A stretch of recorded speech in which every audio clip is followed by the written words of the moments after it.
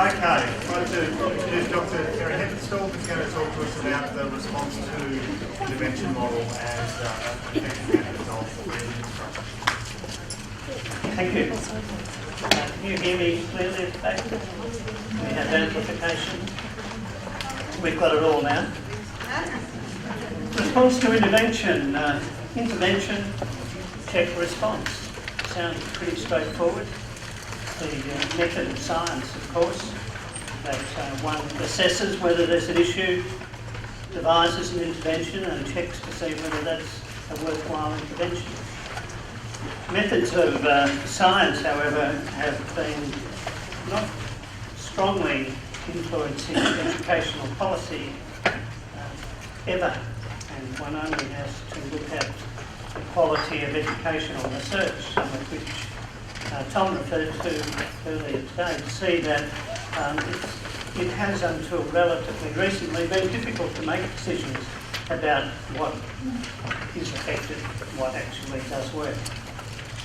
Response to intervention is about seeking what can be done given the resources that one has in a school setting. There are two major areas in which response to intervention has been developed, and it's really only been in the last 10 years or so that this has become something of a groundswell. And it was initially a special education initiative in which people were discontented with the typical way of assessing whether someone has a learning disability, which was called the discrepancy definition, in which a child who might have high ability but low attainment in a basic skill area could be categorised as having a learning disability, as opposed to another child who may be just slow. The definition has run into all sorts of difficulties, and I don't have time to talk about that particular meaning of response to intervention today.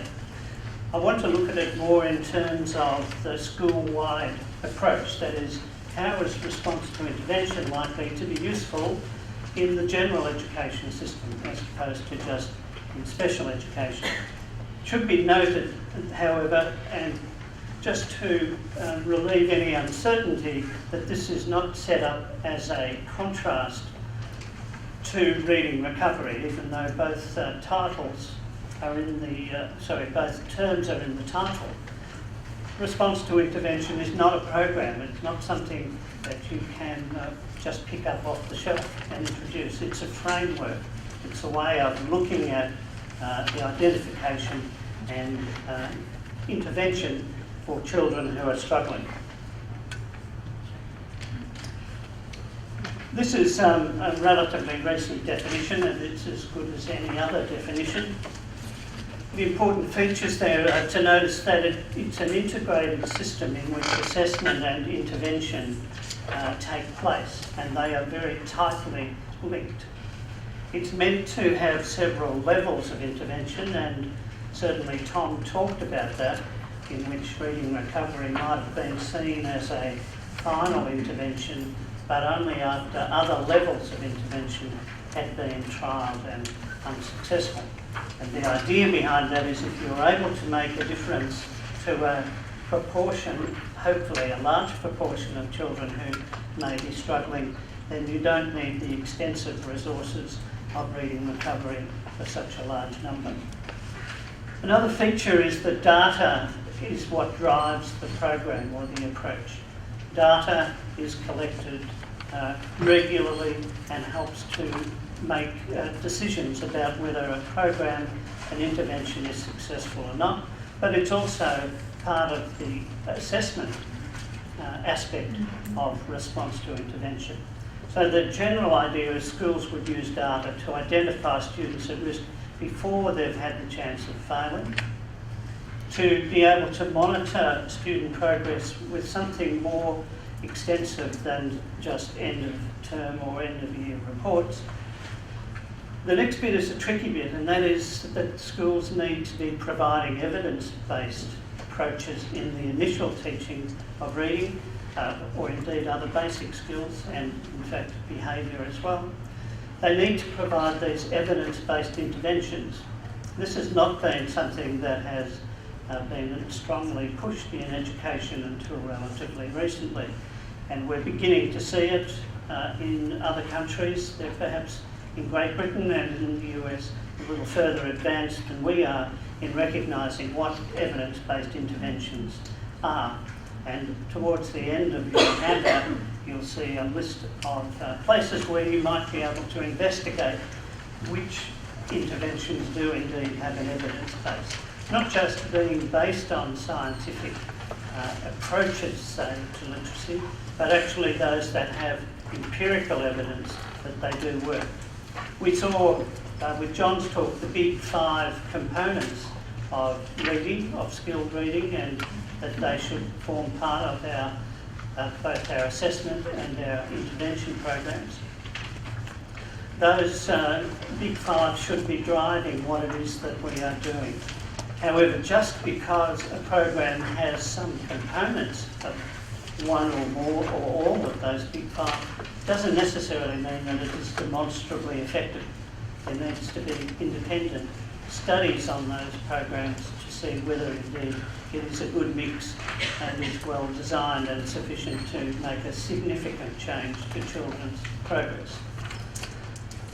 It expects that if an intervention is not being very successful, then that should become evident through the data that's collected, and it should also lead to changes in the intervention. And that could be to do with changing the intensity or the duration of an intervention, rather than simply swapping from one whole intervention to another. It may be possible to make changes within an intervention by changing some of the variables within it. And this all depends on the student's responsiveness, hence response to intervention. And the definition also talks about identifying students with learning disabilities.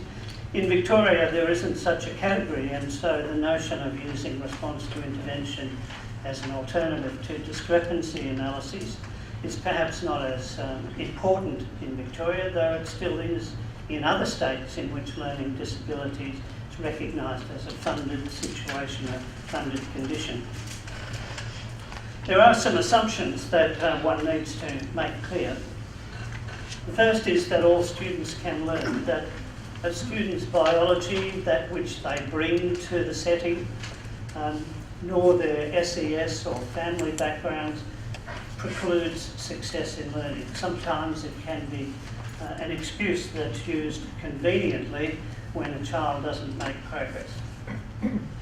As John's work has highlighted, the quality of instruction is a major contributor to student outcome. And it's by manipulating those components, the quality of instruction, that we have the opportunity to make a real difference for children. There is a predictable relationship between instructional quality and learning outcomes, and there's plenty of evidence about what constitutes effective teaching and also the sort of gross differences that can occur between a teacher who is skilled with a program and a teacher who is unskilled. The assumption here too is that the beginning teaching of reading, that is right from the early stages in prep, that evidence-based interventions will form the first part of a teaching sequence. We see too often in our schools children early in year 1 being assessed and recommended for reading recovery programs, and far too many are in that position.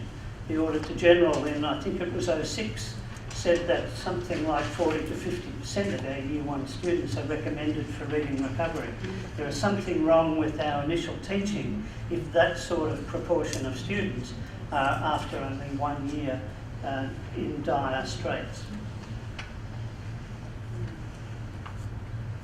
Some of the other causal variables that we are able to manipulate, are able to include in interventions. Intensity is an important one, and that can be done by increasing the academic engaged time that a student spends in a basic skill. It could be to do with the lesson frequency. One might be offering a child 3 lessons of 20 minutes a week because that's all you can afford at the time. And when collecting data you find that progress is minimal, it may be that it's not the program that's the problem, it's the intensity of the program needs to be built up in order to get the sort of success you seek. Sometimes, what we've already seen with reading recovery, there can be a washout effect some time after the conclusion of the program. And that's an unfortunate outcome. I've spoken to many teachers in around Year 4 referring children for a program that I have often used called corrective reading, one of the correct instruction programs. And they say these children went through reading recovery, but I can't tell the difference now between those who did reading recovery and those struggling students who didn't. So part of the issue of the washout effect that can be resolved is continuing to maintain data on student progress and reintroducing programs, either similar or different, but accepting that for some children increased program duration may be a requirement. Not just 12 to 20 weeks, but it's possible that you may get much better effects if the program or similar is increased over the period of presentation. The size of the group's been referred to a couple of times. One-to-one is extraordinarily expensive, and if it were extraordinarily more effective than small group instruction, then one might say, well, that's too bad, that's the cost. But there is plenty of evidence now that small group instruction can be at least as effective as one-to-one, at least for your medium strugglers. Maybe for your very bottom strugglers, you may need to go to one-to-one. Engagement of students, the degree to which a teacher is able to engage the students. We saw a nice graph, I think it was in Tom's presentation, or John's, engagement and attainment, although that was another word. The two are interlinked. Unfortunately, in education, some people have felt that the only direction to take is to have programs that engage children, and then their competence will develop as a consequence of the teacher engaging them. But the other, because it's a reciprocal relationship, the other variable that you can change is to ensure that attainment is improved and then watch engagement become established. And so that then becomes a self-teaching or self-reinforcing cycle. Lesson pacing, the speed with which you cover material, the amount of practice that you provide. We've heard already today about the importance of practice. What criteria do you set for mastery before moving on to the next component in your program? How many response opportunities does the child have in your intervention? I can remember sitting in on a corrective reading program, and in the first 10 minutes of the phonics part of that program, the child next to me responded more than 300 times in 10 minutes. That's an extraordinary rate of involvement or opportunity, and the success rate was around 85% of those responses were accurate because the program was well designed. What sort of correction procedures might you use? Do you correct sufficiently well? Do you correct based on what the child has said or done, or do you correct just in a behavioural sort of way by offering positive reinforcement? How specific are your goals? If you're going to assess carefully, you need to know what goals that you have and how they may be defined by shorter term objectives. And the instructor skill, the ability of an instructor to appreciate where a child is at and what is working for them. That, of course, was the original basis for the introduction of specialist teachers. It's useful for both beginning and remedial instruction, though the idea is that if you introduce evidence-based instruction in the first place, you will have far fewer remedial concerns subsequently. So all beginning students entering school would be screened for pre-skills that the evidence has highlighted are necessary for success, and research and validated instruction provided from the beginning. And that would be a big shift for our schools to introduce that. I know some schools do, but it hasn't been the norm. A student with slow progress is then given one or more additional, that is additional to the normal classroom procedures, say for literacy, additional research validated interventions. At this stage it may well be in a group, but it is additional to what they are already receiving. Academic progress is assessed using curriculum-based measures, and we'll talk some more about that, but it needs to be able to be responsive to small changes. So you wouldn't use standardised testing for something like this, as they rarely have the sort of data sets that allow for the acknowledgement of small changes. If there has been no worthwhile change in this intervention, the first step is to check that it is being offered correctly to the child. That is the program being faithfully introduced, or is it only being done twice a week? Or is it being changed? Has the teacher decided to become creative with it? However, if fidelity has been seen and recognised, then the presentation aspects become the next focus. So frequency, duration, group size, or use of a specialist instructor. So there's 3 tiers typically described. This is a fairly simple notion that for 80–85% of students, the general classroom instruction will be quite sufficient for them to make good progress, assuming, of course, that it is an evidence-based initial introduction to literacy. Tier 2 is when your evidence, your data begins to show that some children are not keeping pace.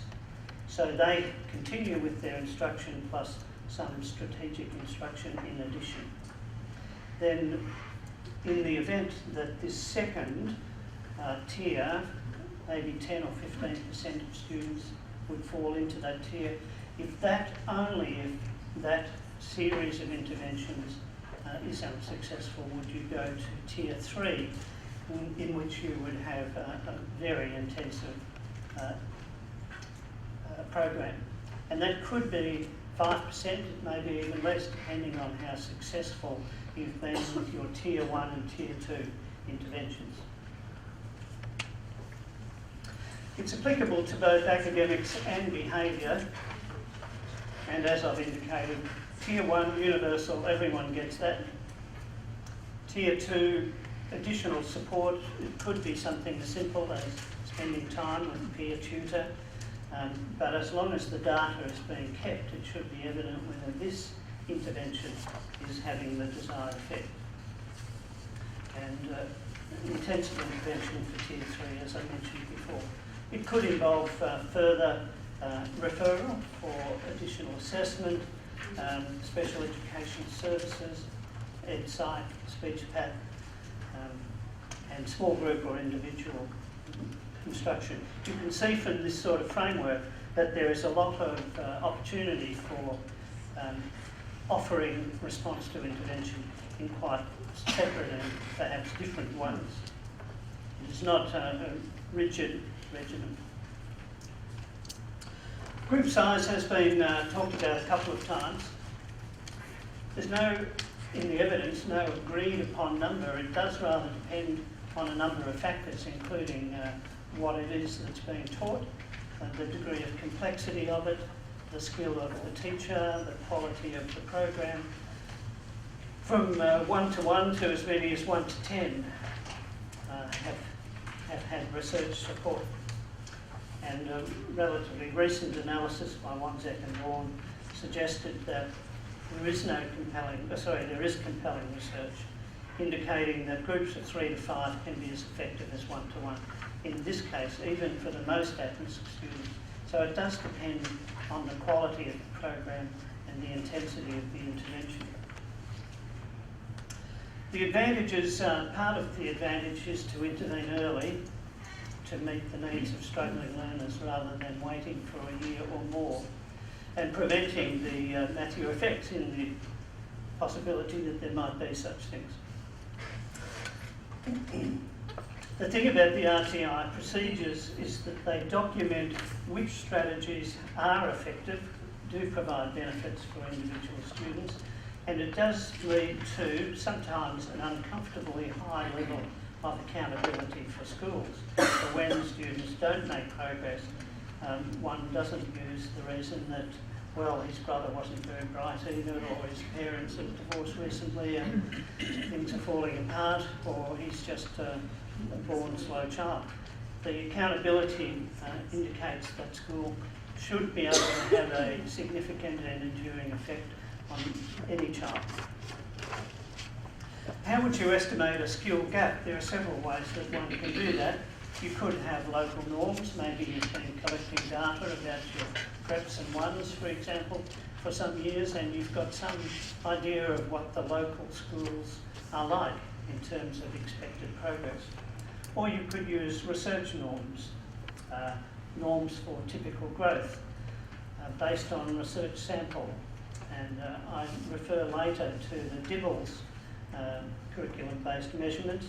They have several million students in their database, and they provide norms for reading from P to 6. Or you could have criterion reference benchmarks for a minimum level of competence determined for a skill. And the Dibbles and Ainsweb and a couple of others also provide those benchmarks indicating which students through the screening may need assistance. Here's one taken from the Dibbles. This is a free program. It's, I think, a fascinating program of assessment, which is assessment only. And here's just taken at random one small section. Third grade students are considered at low risk for reading problems if they reach these reading fluency goals. Start of the school year, 77 words correct per minute. Middle of school year, 92, and end of school year, 110. There was a fascinating piece of work done in Florida a few years ago in which the year 3 students all did fluency tests, and then those fluency scores were analysed in relation to their FCAT, which is the equivalent of our NAPLAN or AIMS. And they found that almost no students with a fluency measure above 120 failed the comprehension test in their state testing. Those below 90, an extremely high proportion failed the comprehension test. And we've already heard today that there is a relationship between reading, and in particular reading fluency, and comprehension. A criterion reference benchmark. If you look at Ella Tabor's work, a 1 minute letter sound fluency test at year's beginning is the strongest single predictor of a prep child's end of year spelling ability. That's the sort of information that can be extremely useful. If we're going to collect data on children, it needs to be very quick and easy data to collect and to keep. Here's an initial sound fluency that you could use if you were interested in seeing what happens to spelling ability and how closely linked it is with the initial testing of things like phonemic awareness. So the child is shown 4 pictures. Which picture begins with D? And if the child's initial sound fluency is less than 4, they're considered at risk. And so you could use that data to select the children that you want to make sure they don't fall victim of the Matthew effects. The reason for low performance, there could be several, of course. One is the skill deficit, that child simply can't do the task. The other is it's a fragile skill. And I want to talk a bit about fluency as we go along. The child can do it, but it's so painful that he often loses track of what the task is. Or thirdly, it could be a motivation deficit, and depending on which form of skill deficit, which form of deficit the child is displaying, that would help to change which program you would want to introduce. Ideally, an evidence-based intervention is one that's had articles in peer-reviewed professional journals demonstrating its effectiveness for similar students in similar situations. For example, research on struggling English as a second language students. Not every English as a second language student struggles, but for those who do, Slavin and Chun suggested their analysis of the data indicated that Success for All, which coincidentally is Slavin's program, direct instruction, which is of course the Engelman model, and Jolly Phonics from Chris Jolly in England had strong evidence, which is really interesting because none of them are focused on English as a second language. They just happen to be very good programs that are effective for a wide range of learners. Frequent monitoring. Ideally, it would be weekly and using reliable, valid measures that are sensitive to short-term gains. And as I've indicated, if schools hope to be able to collect data like this, they need to be brief. So typically we're talking about 1-minute samples.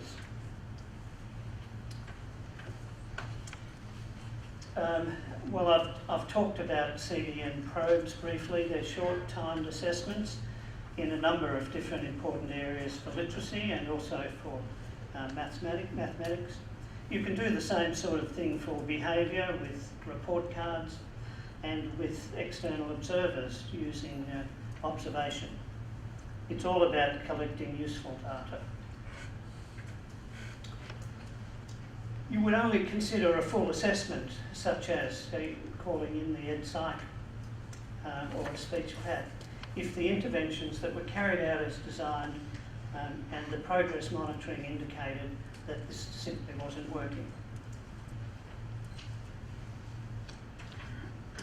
What's different is that it's a very structured approach, that the whole school can become involved in it.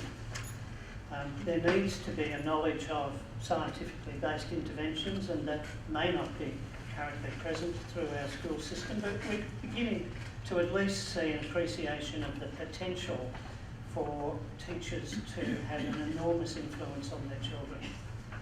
In the past, I think teaching was undervalued.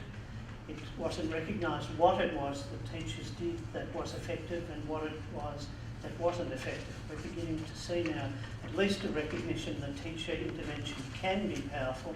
Now we need to translate that into action in the classroom.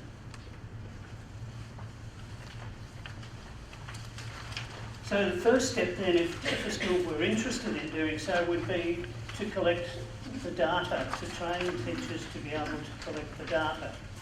And that's not quite so easy either, because that typically hasn't been the way teachers are trained in their pre-service training, and nor has it been a strong Department of Education impetus for that to be taken on. So teacher training, a number of studies, including some of Ruth's that have been useful in Australia, highlights the fact that teacher training can be a real stumbling block for new teachers, but it also encourages those teachers who are in service to take advantage of the potential for improving their own teaching. What sort of training is effective is an interesting notion we've all been through in services, rather like this one, perhaps, where we talk about theory and some discussion. The use in the classroom is typically 0%. So is demonstration in training. So if I ran a lesson with you, for example, as students, the impact on your classroom would be 0. With practice and feedback, however, in training, if you get some feedback on your efforts, there is likely to be some change in your classroom, but not dramatically, until someone comes into your classroom who is skilled in the program that you are discussing and actually coaches you and provides feedback. Then you start to see change in classrooms. A few things about fluency, because it's an area that is stressed in this particular response to intervention literature. It's often thought that if a child can do something, then that should be the criterion for mastery.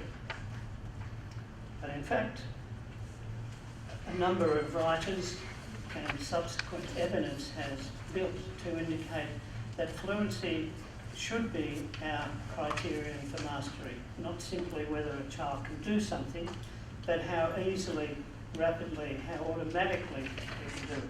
So that we should be assessing the capacity of children to achieve the tasks in maths and literacy and so on, if we are interested in true mastery. So the fluency levels, initially incompetence, no measurable performance. Then you get beginner's level, where a child is inaccurate and slow. And of course, we still see this in some children in secondary school. Then 100% accuracy. You will often see with good phonics programs, children can become much more accurate at decoding the words that are there. But fluency, that is the ability to read automatically and with reasonable speed, is something that's rather difficult to achieve. Practice is a crucial component of that, as John has pointed out earlier, and curriculum design, how well designed is the curriculum. Those two things are very important. And fluency can also be an additional guide to a child who seriously is going to have problems with literacy in particular. Dibbles has a number of other fluency measures, so not just initial sound, but how many initial sounds can you produce in a minute? Same with letter naming. We know letter naming or letter sounds are very important, but don't just test whether a child can name or sound 26 letters. Actually see how long it takes, because the difference across the classroom is quite marked, and it adds to the predictive value of what you're doing. And so on with other tests. In the clinic at RMIT, a test that I used a lot was called the Towerer, the test of word reading efficiency. So it tests nonsense words and word lists, but it also measures 45-second block, measures how rapidly students are able to read these, and it gives us a lot of information. Some other free measures, Ames Web, you just need to register with them. Easy CDM is not one that I've used, but came across recently. What you're getting here is graded passages, maybe 15 passages for each year, and so you're able to use those as your collection device. I also recommend the Intervention Central website, a really excellent website. Also on my webpage at RMIT, there are a lot of resources mentioned. Here's an example of a Ames Web Year 3 oral reading passage. The child has a copy without the word number, cumulative word number list, and the teacher fills in errors and counts the number of words that's read in 1 minute. And that becomes your data set for that particular oral reading. Here's an example of collecting some data and then graphing it. This is a child who's been set a 2.5 correct words per minute per week fluency target improvement. So the child, we hope with the intervention, will improve by 2.5 words per week in fluency. She starts at 30 words a minute, and there's a baseline for the first 2 weeks, not a lot of change, somewhere around 30 words per minute. And an intervention is introduced between weeks 2 and 8. And there's some initial change, but then you see that 3 data points occur below the line. 3 data points here tell you that this program there's something not working here. So then a different program or a modification of the program is made, and then you start to see that the data points falling just above and just below the line, and at the end of the 14 weeks the child's reached the target of 55 correct words per minute. So the improvement was about 2.5 words per week. Sounds piffling, I know, but not to the child, because every improvement in their fluency has a significant compounding effect that also improves their engagement and typically they begin to read a bit more and start to comprehend better as well. So fluency is a critical variable, one we haven't paid enough attention to in our schools. It improves retention. Things that you know perfectly, that you can recall instantly, stick in your memory. And when children develop fluency, it is likely that they will retain the information or the skill. Resistance to distraction. We know distraction is a great problem for children, and it isn't always attention deficit hyperactivity disorder. It isn't always misbehaviour. Sometimes it is just that children are easily distracted because they don't have instant access to things like their number tables or things like being able to read a passage without too many errors and get the meaning from it. There's just an example of some oral reading fluency data from grades 1 to 8, and it gives you an idea of the 50th percentile. So here's a year 4 child at fall, that's autumn, that's the first part of their school year, of course. 94 words per minute, correct, you would expect at the beginning of year 4 for the average child. If you take the average range as the 25th to the 75th percentile, a range between 68 and 119 should represent about half of the students in your grade. I find it a very useful graph chart when we're assessing students. Sometimes it is suggested that dyslexia represents a whole different ballgame, but the evidence so far, and maybe it will one day, but the evidence so far doesn't seem to bear that out. The evidence suggests that the same good teaching that is effective for other children can also be effective for children who have been diagnosed with dyslexia, but it may well mean greater intensity, a greater attention to instructional detail, and increased duration of program to get an effect. Sometimes we can introduce a program and say, well, that doesn't seem to have worked at all, when what we need to do is keep close data, but don't give up too soon. Where do I find evidence-based programs? There's a range of reviews of evidence-based program in this information here, and the references I've used I've provided there too. Some other resources on response to intervention. And then finally, can I acknowledge that I pinched shamelessly some of this material from Carl Binder and also from Jim Wright. Thank you.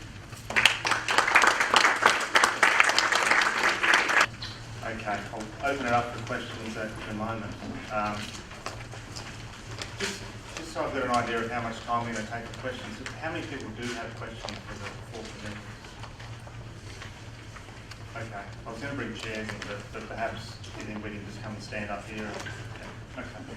So I've always said in my clinical practice that reading recovery trained teachers have really good skills, and that some of the things that are good about reading recovery are just good teaching practice. So things like exposure to text and measurement of goals and attention and the therapeutic relationship you have with the child are all just about good instruction. We've heard today from John that based upon data, reading recovery can be an effective program. On the other hand, we've heard from Tom that even though the data says it can be an effective program, his research and others shows that more explicit teaching of the alphabetic principle or phonics skills can add to the effectiveness of the strategies that are a core component of reading recovery. And that including those types of strategies can produce larger gains than reading recovery alone. And it's also probably worth pointing out that it's an expensive method. So the question is, can we produce similar gains in a more cost-effective way? So I guess that then poses the question to us as educators: do we keep reading recovery and attempt to make it better? Maybe. the alternatives are perhaps to use other programs that do provide more explicit instruction in those other skills, as well as keeping the good things about reading recovery, which, as I said, are generally just good teaching practice. And I think the points that Kerry's made about gathering data are really important. I think it's vital that teachers act more like scientists. So we're responsible as educators to be aware of the effects of what we're doing. And while the big meta-analyses that people like Max and John do work on huge data sets at the local level, if you like, we can use our students as case studies, and with good measurement, we can decide whether we're being effective or not. And I think it's also important to be flexible. So if something appears not to be working, you need to change quickly. As Kerry's examples showed there with his fluency measures, where 3 or 4 data points shows you a trend, and we've got to be able to be flexible and change quickly. So that's it from me. We'll open it up to the floor for questions.